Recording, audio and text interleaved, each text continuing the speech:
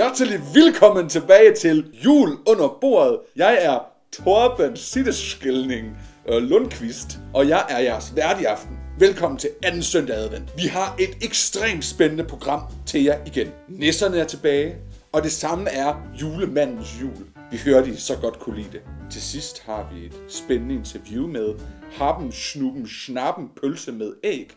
En verdenskendt kok, der vil vise os en helt ny måde at lave risengrød på. Men først, jeg ved, I ikke kan vente. Derfor vil jeg gerne sende jer videre til specialprogrammet Julemandens Jul. Og i dagens Julemandens Jul, så skal han til et forretningsmøde med selveste Karl Wulff fra Karl Wulff Småkagerne. Se med her. Godt, du kunne komme. Julemandens advokat. Ja, selvfølgelig. Det er mig. Jeg har fået sat et forretningsmøde op med en af producenterne af flest julegodter. Karl Wulff. Vi skal til en forhandling. Sagde du lige Karen Wulff? Ja, altså hende med småkagerne. Hende med småkageren. Krigerens datter. Ved du, hvem hendes far er? En Wulff går ud fra. Det er Karen. Hendes far hedder Karen. Genghis Khan. Shit.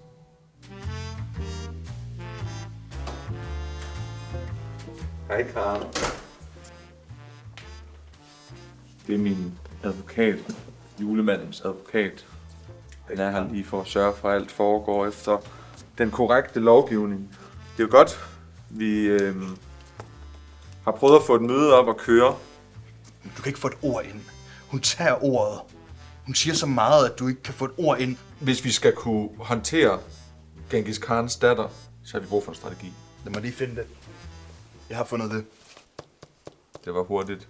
Det er det, de plejer at sige til mig. Her er, hvad vores strategi skal være. Start højt. Start højt.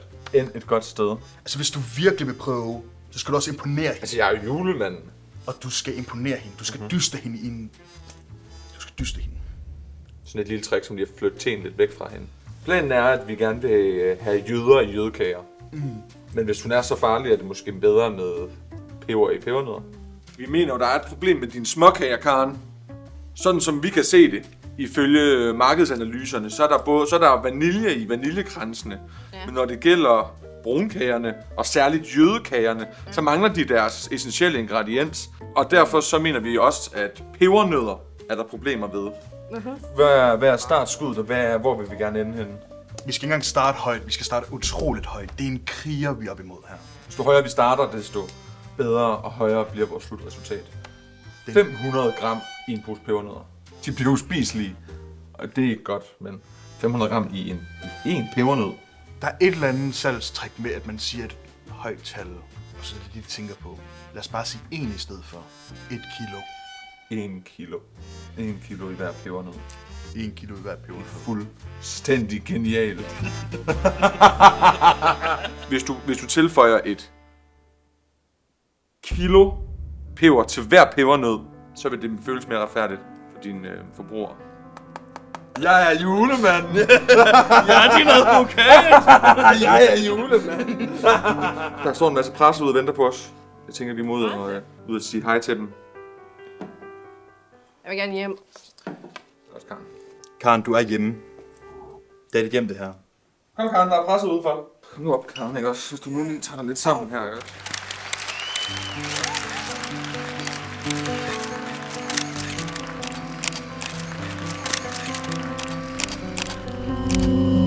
Wow! Sikke sensationelle nyheder. En ny aftale mellem julemanden og Karl Wulff. Tusind tak for indslaget. Hej. I dag der er jeg i New York. Og det er fordi, der har jeg hørt, det var totalt god koldskål. Det kan jeg bare godt lide. Hej. Nu skal vi videre til noget rigtig, rigtig spændende. De 2 nisser, de er taget ned på Café von Hatten for at smage på nogle lækre og sjove juleøl og rangere dem. Nisser, er I med mig? Ja, hej Torben. Det er Nisse 41 her, sammen med håndværker Nisse, og vi sidder simpelthen nede på en bar, og så skal vi simpelthen ud og drikke nogle nisseøl og nogle juleøl, og det der bare noget, jeg glæder mig så meget. Ja. Vi tager en bar herfra, Torben. Tak for det. Det er godt. Stjæl showet. Så i dag har vi 4 dejlige øl, vi skal smage på. Skal vi introducere dem først? Ja. Vil du forklare, hvad der er oppe på din side her? Den her, den hedder Royal X-Mays. Og man kan jo høre på navnet, at det ligesom er en juleøl. Ja, hvorfor? Fordi den hedder X-Mags. Nå. Så den næste her, den hedder Blå Tehor. Og den kan du se, man kan se på den, at den er en juleøl, fordi den ligner den første til forveksling. Ja. Så har vi den her Merlot, som forresten også, det er jo en af vores gamle nissevenner. Jeg håber ikke, det er ham herinde. Og den er en juleøl, fordi den er sådan lidt rødlig og hvid, og ligesom nissehuerne. Og så sidst har vi en Heineken, som har julestjernen, og det må jo næsten være toppen af juletræet. Og så ligner den også et juletræ. Jamen altså, skal vi bare starte ud? Og det er jo simpelthen så dejligt, fordi jeg har jo ikke drukket i snart 40 år, så jeg skal til at drikke igen, og det er simpelthen så dejligt. Sidste gang, så kom der lidt problemer sammen med julemanden. Ja. Skal vi smage på dem, eller hvad? Det kan vi godt. Hvad var det for en første en, vi har her? Det er Royal X-Mags. Skål derude, hvis jeg har noget. Skål.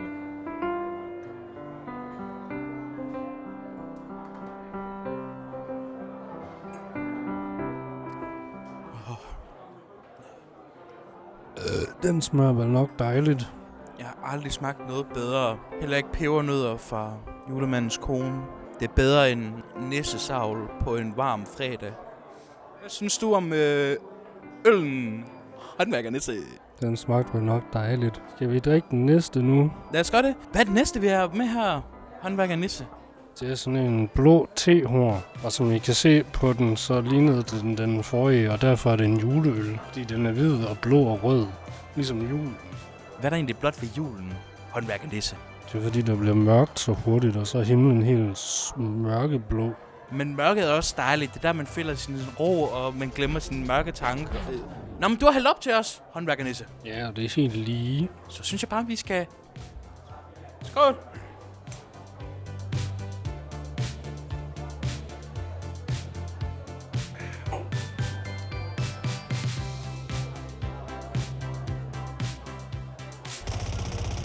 War never changes. Det smagte fornøjeligt. Det var ligesom den mesternisse ikke ville lade... Det var ligesom den mesternissen ikke ville lade mig bruge hammeren. Det er julemanden. Det er sgu da julemanden.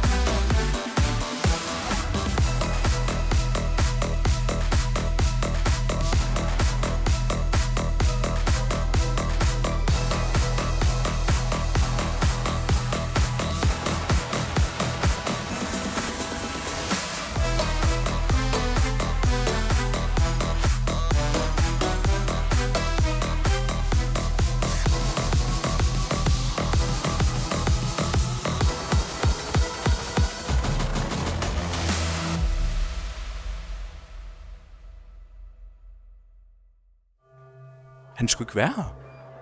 Så må han dog hjemme sammen med julemandens kone. Jeg hørte, der er nogen, der ikke har set ham i længere tid. Julemandens kone har ikke set ham. Han plejer heller ikke at tage shots. Det var sikkert bare hvad er det, de hedder? Dem, der smager lidt af kanel. Idioter. Videre til næste. Ja, det er din tur til at hælde nu. Hvad er det her for en øl så? Det er en Merlot, som vores nisseven, der blev fanget i kælderen i 32 år. Merlot? Ja. Og nu hælder han... Og det er rigtig pænt. Fuck, han er dårlig til at hælde. Han spildt. Hallo, i glasset, kammerat. Det ved du også godt. Jeg smager lidt på den.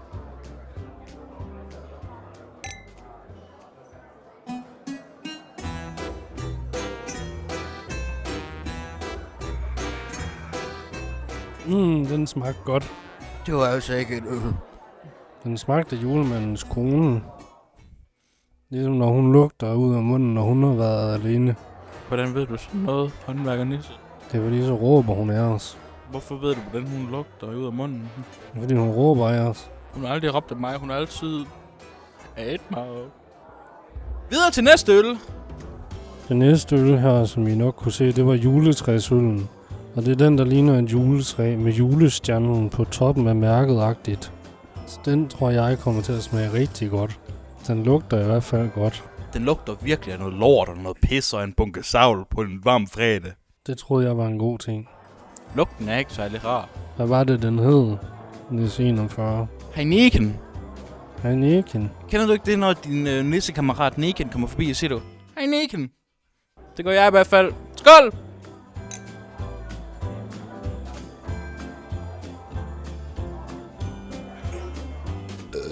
Kæft, jeg kan godt lide juleøl, og Nissi.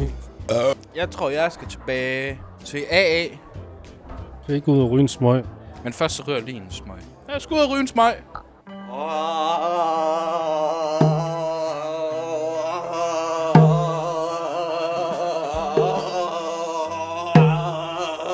Hold kæft, det var mange øller, vi drak der. Det var lidt mange, men det var bare sådan helt fint også på en eller anden måde. Jamen, jeg er fat med. Det var godt. Det har det også bare været. Jeg synes, de smagte godt alle sammen. Alle 4. Ja, jeg kunne især godt lide den der var lidt stærkere, den der ikke var rigtig en øl. Den der lød ligesom vores ven Merlo. Ja. Det er julemanden. Det er sgu da jul. Det er julemanden. Hey, julemanden! Rensdyr! Det var en rensdyr! Der er sgu da ikke noget. Det Jeg er julemanden. Det er så dejligt at se dig, julemanden. Det var så lang tid siden. Vi har ikke set dig et stykke tid nu, og jeg synes, det er godt at se dig igen. Har du ikke et eller andet at sige til dem, der ser jul under bordet, julemand? Jeg er julemanden. Tånegle. De skal rives af. Og forhud. Den er skabt til at ædes. Det lyder jo som vores julemand. Håndværkernisse. Jeg tror ikke, det var julemanden, det der. Det var ikke julemanden. Hvem er det? Han ligner julemand. Ja, det var ikke julemanden, det der. Og det ved jeg ikke. Jeg er håndværker Nissen. Jeg har set julemanden mange gange. Han har aldrig sagt, at forhud er noget, der skal spises. Men hvis det ikke var julemanden, hvor er julemanden så? Nej. Tilbage til dig, Torben. Hej. Sikke en fornøjelse at møde julemanden. De to verdener krydser virkelig. Han lignede en, der havde det rigtig sjovt.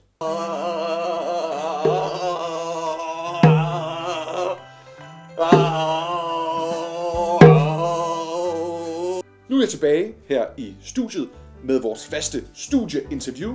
Med mig sidder Knappelhuben, Snappenfluben, Pølse med æg. Ja, det kan godt være svært at sige Knappenhuben, Farbenspielen, Pølse med æg. Pølse med æg. Og det var noget med, at du havde simpelthen opfundet en ny måde at spise risengrød på. Jeg er stjernekok fra Tyskland, og jeg tænkte, danske spise kedelige risengrød. Så jeg vil godt putte måske rullepøls I risengrøden? eller kajsild og forsøge at lave rugbrød. Men jeg har fået bedre idé. Her har jeg min hjemmelavet risengrød. Vil du smage den, Torben? Nej, ja. Vil du få den, lille Torben? Den smager godt. Det smager godt. Så hvis du putter den gode grød ned i en klar kasse. Ja.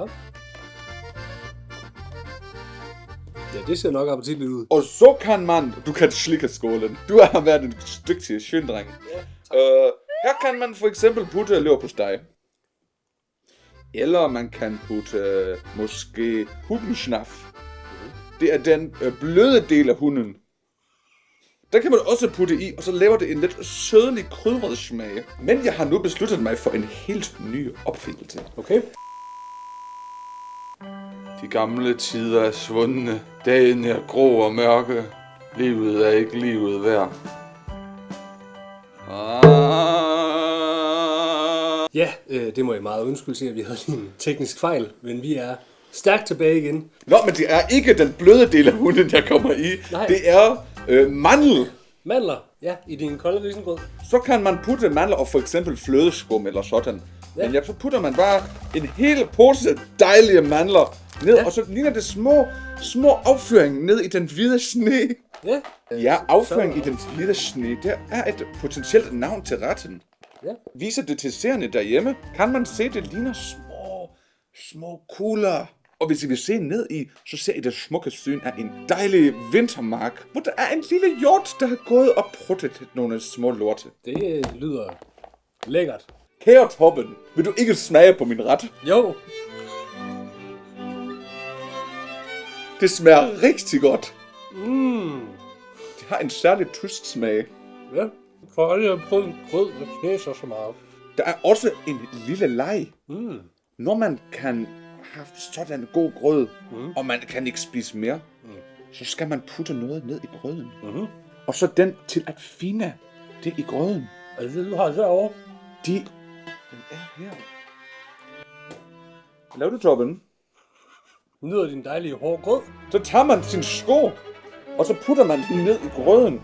Og så den første til at finde den må banke mormor ihjel med den. Og så må man få hele arven. Vil du gerne prøve at banke ihjel med den? Nej.